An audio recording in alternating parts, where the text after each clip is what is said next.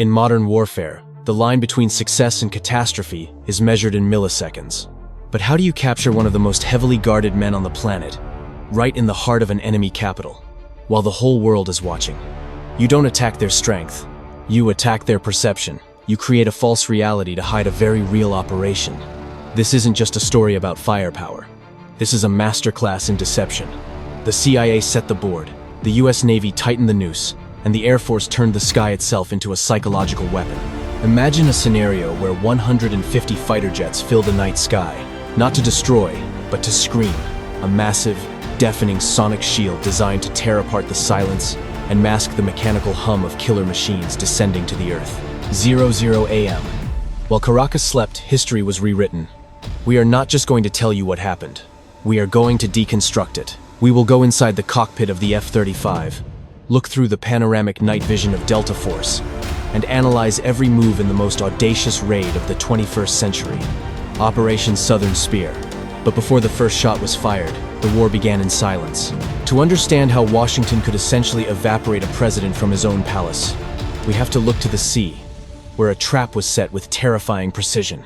It started with a concept known as a Naval Quarantine. This is a clever legal and military distinction. It wasn't a blockade, which is an act of war, but a quarantine, established under the guise of counter-narcotics operations. For months, a U.S. carrier strike group and an amphibious-ready group quietly moved into position. Look at the map. The Venezuelan coast was locked down by Arleigh Burke-class destroyers. These ships aren't just floating fortresses. They are the most powerful mobile radar stations in the world. Their Aegis combat system can track hundreds of targets simultaneously, creating a massive defensive dome that prevents any escape by sea. But the real stars of this prelude weren't the nuclear carriers. They were the Wasp-class amphibious assault ships.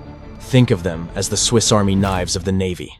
Inside the belly of these giants are hundreds of Marines, armored vehicles, and most importantly, a squadron of F-35B stealth fighters and MV-22 Osprey tiltrotors. Their presence sent a silent but chilling message. We can be anywhere, and we can arrive at any time. While the Navy squeezed from the outside, the intelligence war inside the country reached its peak. The CIA doesn't operate with bullets. They operate with data. They exploited every source available, from high-resolution optical satellites that can read a license plate from orbit, to signals intelligence posts intercepting cell phone waves and radio frequencies. They needed to establish a pattern of life. A high-value target like Nicolás Maduro never stands still. He moves constantly between bunkers and mansions. US intelligence needed to find a gap. A brief window of time where he felt safest, where he was most complacent. And they found it. 00 a.m. A safe house deep within the Fort Tiuna military complex. The perfect trap. Hour. 0200 local time. This is the biological window where human reaction time is at its slowest. The operation began not with an explosion, but with the disappearance of light. A combined cyber warfare attack and deep cover sabotage assets took down the Caracas power grid. The city plunged into darkness. Street surveillance cameras, offline. Civilian communication networks, dead. Panic began to creep in. But the real threat was overhead. Venezuela possesses one of the densest air defense networks in Latin America. Russian S-300VM systems, with phased array radars capable of detecting targets 200 kilometers away. Highly mobile Buk-M2 medium-range launchers, and a network of Chinese-made early warning radars. In theory, any aircraft entering this airspace is on a suicide mission. But the F-35 Lightning II does not follow the old laws of physics. Let's get technical. Radar works by sending out radio waves and waiting for them to bounce back. An older F-16 has a radar cross-section the size of a truck. It lights up on an S-300 screen like a Christmas tree. But the F-35? Its cross-section is the size of a golf ball. It is designed with angular geometry to scatter radar waves and coated in a classified electromagnetic absorbing material. When the F-35 seconds breached Venezuelan airspace, they weren't just invisible. They were quarterbacks in the sky. The ASQ-239 Barracuda electronic warfare suite on the F-35 automatically detected enemy radar frequencies and blasted jamming signals, creating false targets and effectively blinding the eyes of the enemy air defense. But the US didn't just use stealth. They used a classic feint.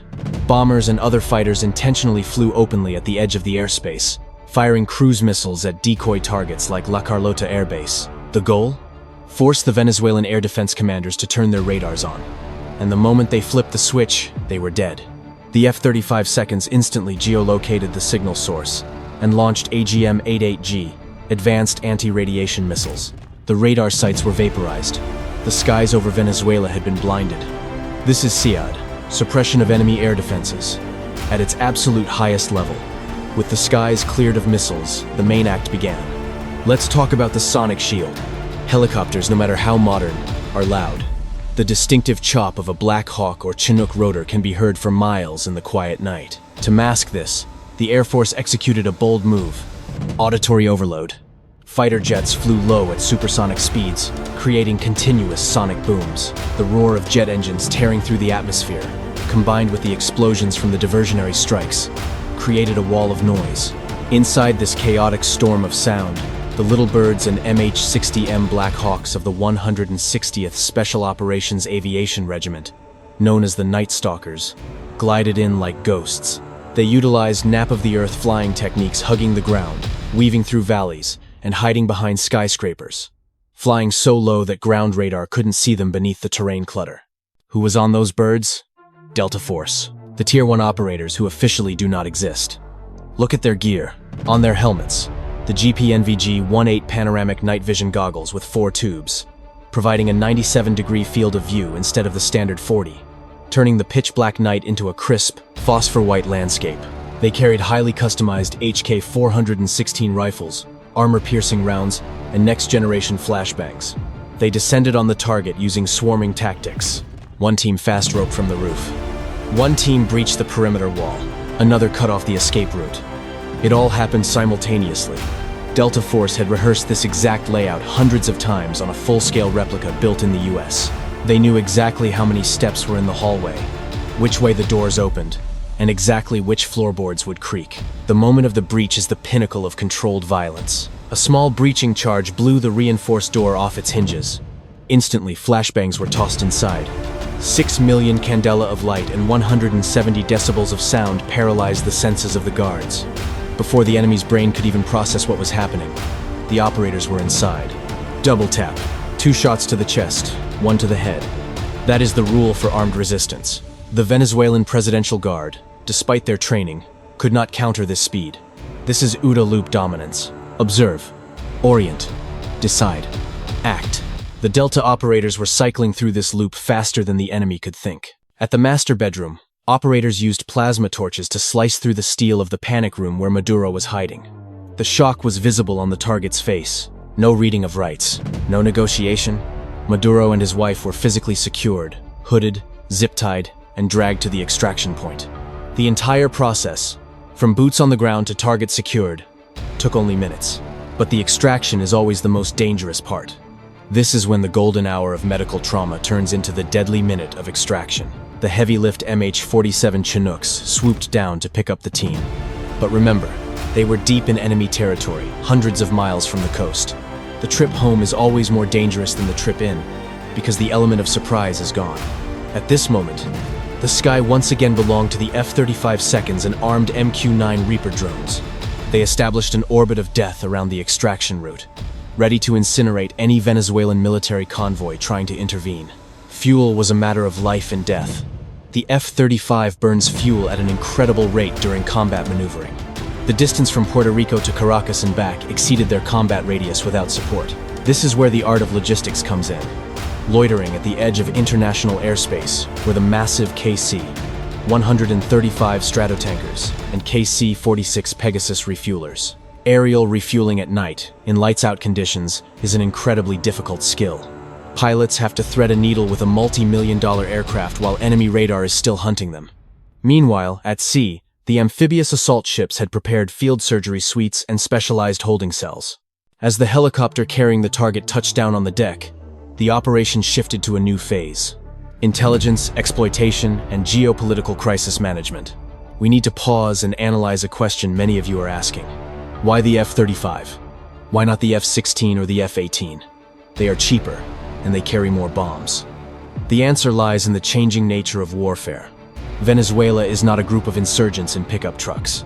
They are a nation with a standing army. They possess the Su-30 Mk2, a heavy Russian fighter jet with extreme maneuverability and long-range air-to-air missiles. In a close-range dogfight, the Su-30 is a formidable opponent.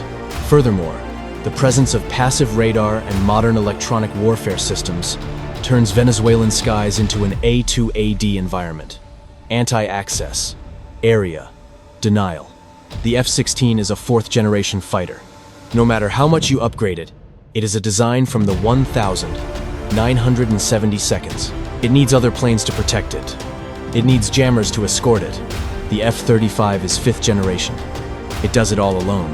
A flight of 4 F-35 seconds can share data through a secure multifunction advanced data link. The lead jet can turn off its radar to remain perfectly stealthy, while the trailing jet turns its radar on to scan, beaming the target data instantly to the lead jet to fire. The enemy doesn't even know where the shot came from. The F-35 isn't just a plane. It is a flying data center. Using the F-35 here wasn't a choice. It was a requirement. It is the difference between mission accomplished and a pilot being paraded as a prisoner of war. When the sun rose, Caracas woke up in shock. The president was gone. Military command was paralyzed. Air bases were smoking ruins. Operation Southern Spear ended as quickly as it began. But its aftershocks would last for decades. The deployment of the F-35 and the execution of this raid wasn't just about capturing one man. It was a geopolitical message sent globally, specifically to rivals like Russia and China. It proved that with stealth technology, joint operations, and superior intelligence, no fortress is impregnable. It redefined the concept of national security. Borders, walls, or expensive air defense systems are no longer a guarantee of safety against an opponent with overwhelming technological dominance. Moreover, this operation signaled a shift in U.S. focus back to its own hemisphere. Using bases in Puerto Rico and carriers in the Caribbean demonstrated that the U.S. can project power immediately, without relying on bases in Europe or the Middle East. From the steel giants cutting through the Atlantic, to the stealth ghosts in the sky, and the silent footsteps of DeltaForce, this was a symphony of modern warfare. A perfect fusion of man and machine, muscle and mind. If you think what you just heard sounds like a science fiction movie, remember this. Military technology in the real world is usually at least 10 to 15 years ahead of what the public knows.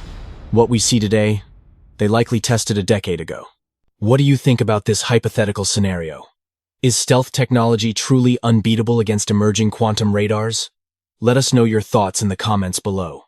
Don't forget to like and subscribe as we decode more military mysteries in our upcoming videos on the nuclear triad and future superweapons.